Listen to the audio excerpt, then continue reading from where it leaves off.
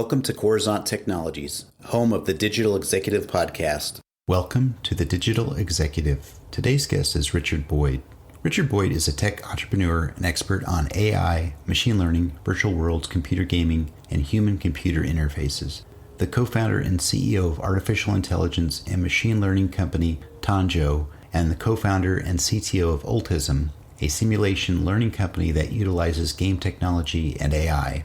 Richard and his team work with a wide variety of industries, including energy, healthcare, defense, education, and motion pictures. He has been instrumental in creating several pioneering computer gaming companies, including Red Storm Entertainment with author Tom Clancy, iRock Entertainment with Ozzy Osbourne, and Timeline Computer Entertainment with author Michael Crichton. Richard used his expertise in 3D simulation and animation to help movie directors James Cameron, Brian De Palma, Peter Weir, and Sydney Pollack. Well, good afternoon, Richard. Welcome to the show. Good afternoon, Brian. Thanks for having me. Absolutely. This is exciting. We looked at your profile and what you've done in your career, and we thought you'd be an amazing guest for this show. And so we're going to jump into the questions and get your story out there to the global audience. So, Richard, let's talk about your career a little bit as a board member, as an entrepreneur, and now you're the co-founder and CEO of Tanjo Technologies. Could you share with our audience the secret to your career growth and what inspires you? Well, I think the best way to answer that question is to talk about the inspiration part, because the career growth has really followed an organic, circuitous path that I think would probably be hard to duplicate. But so, I was a liberal arts major in high school, in college. And once I graduated, discovered computers after I left UNC Chapel Hill and started teaching myself to program. But I was fortunate to have met some really interesting people who, one of the first projects that I was involved with was working on a movie that James Cameron was doing down in South Carolina called The Abyss. So I met this guy named David Smith, who was working on it at the time and building this real-time 3D software, and my careers really evolved from there. But I've worked in the movie industry, a couple of things with James Cameron and with people like Brian De Palma. I worked on the first Mission Impossible movie using 3D graphics. But I think myself and my team and my partners are most known for having created a number of computer gaming franchises, the most notable of which is Tom Clancy's, the company we did with him, Red Storm Entertainment. So Rainbow Six, Ghost Recon, if there are any gamers out there, we did that. We also did game companies with Douglas Adams. We did Starship Titanic with him, actually, or helped him with that. Did game companies with Ozzy Osbourne and with Michael Crichton. So quite an interesting path. But if I think about what inspires me, it's especially once I got through all of the entertainment portion of my career in movies and gaming, I really started focusing on taking those technologies I'd been playing with in those fields of entertainment and applying them to solving really difficult problems, like particularly in education and healthcare.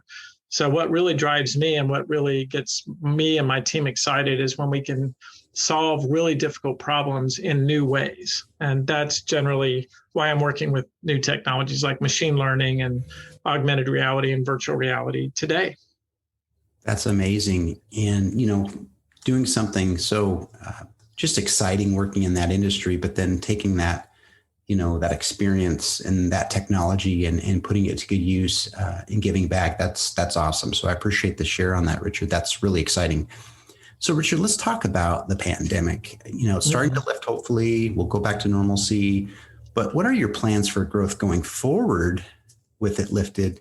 And will it be any different than the last 14 months? Well, first of all, I would say that, I already had that focus on healthcare, both individually and globally. Even when Lockheed Martin, the big aerospace company, bought my last company back in 2007, I ended up focusing really heavily on healthcare simulation. So using game technology to simulate hospitals and the equipment and the choreography inside hospitals. But naturally, that also led to thinking about things like the possibility of a pandemic, because by then we were already looking at things like SARS and other potential pandemics. And I'd gone to the UK and had dinner with Richard Dawkins, who talked quite a bit about, he's one of the most eminent biologists on the planet today. And he always talked about how we were likely to see a virus emerge that takes advantage of air travel, for example, and really gets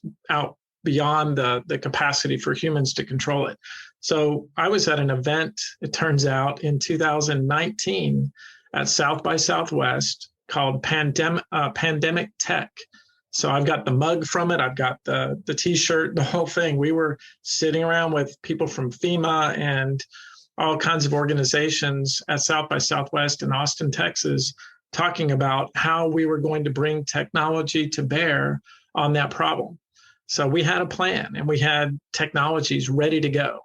And so I was already prepared for what to do when I started, sensing this pandemic begin to emerge. And one of the things I knew, for example, just as an entrepreneur, is that some of the paths that I had in the commercial space with financial services companies, and we were providing machine learning to like all the community colleges in North Carolina, and really starting to expand in higher education and even in healthcare in the commercial space. And what I knew was going to happen is everyone was going to freeze their budgets while they tried to figure out what this all meant. So I immediately pulled my team together just because I had that perspective and said, we've got to pull back all these, because we had a bunch of campaigns we had launched in these other markets. I said, let's put a pin in all those and let's go back and circle around to the government, because the government's about to start spending a lot of money while they try to figure out how they're going to address this. And we have shovel-ready plans and ideas around this. So let's go to government. Government's going to spend money. And even if they tried to stop spending that money, they would not be able to, because that's not how government spending works. I learned that at Lockheed Martin. So during the pandemic, we just completely focused on government. We got a couple of big CARES Act grants in North Carolina and the state of Washington and elsewhere. And actually, my team here at Tanjo was a finalist for the X Prize for the Pandemic Response Challenge because of some of the technologies we brought to bear. So that's how we weathered it. We actually doubled revenue during the pandemic. What am I going to do going forward? Well, I think we're going to see now those education and healthcare entities begin to open up those budgets again and try to look at what the new reality is and where they do need technologies to bring to bear. And that's going to be our focus going forward. Great. I appreciate you sharing. Having a little bit of preparation obviously puts people a little bit ahead of the game, but I'm glad that you were able to weather the storm and actually do better during this. So I appreciate it. So Richard, this is a technology platform and publication, and we want to talk a little bit about that. You're obviously leveraging some new and emerging technologies within your tech stack. Is there anything you can share with us today? Well, I think there's so much. I mean, we could do a pretty long session on this, but one of the things that my eclectic career has taught me when I was at Lockheed, I had a team building, we were essentially patenting technologies in VR, AR, AI, and machine learning. And I just realized the immense power of these capabilities. And the central idea I would try to, I'm always evangelizing anybody who's within earshot is that, hey, we're in the middle of the information age. Things are really different now. And everybody needs to be thinking about what should humans be doing in your enterprise, and no matter if you're running a institution of higher education, or you're running a bank, or you're running a government agency, or any other business, you need to be thinking about what should humans be doing with their effort and their attention. And I think about those two things, and what should we be turning over to automation, AI, machine learning, and some of those technologies. Anybody who gets that balance right is going to succeed and prosper. And in fact, those who don't get that balance right not only won't be competitive, but will become irrelevant, I think, very soon. And we've just got lots and lots of examples around that. So the technologies we're working with right now are in the fields of process automation. So things that humans used to do, like healthcare reimbursement codes, or even accountants who go and review your books and try to audit a business. I think all of that is going to be automated soon. We won't even need end of year accounting. And that's a very provocative thought, right? Instead, it'll be real time all the time, done by expert AI and machine learning type systems. So that, when you think about the impact of that, it definitely displaces, what we always thought of as really safe, white collar career pursuits, but it disrupts everything. So I think that idea of balance is really key. But then looking at, this is where we're focused now, is we're sort of beyond just process automation. Now we're starting to think about behavior, like human behavior, and how to model that. And that's really the source of the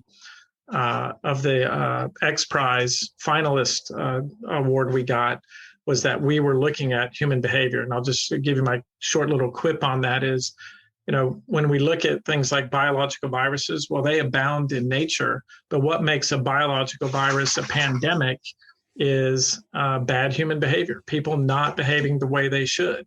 And the same thing comes, when you look at education, how does a bad idea turn into human beings storming the Capitol in the US or flying an airplane into a building or whatever?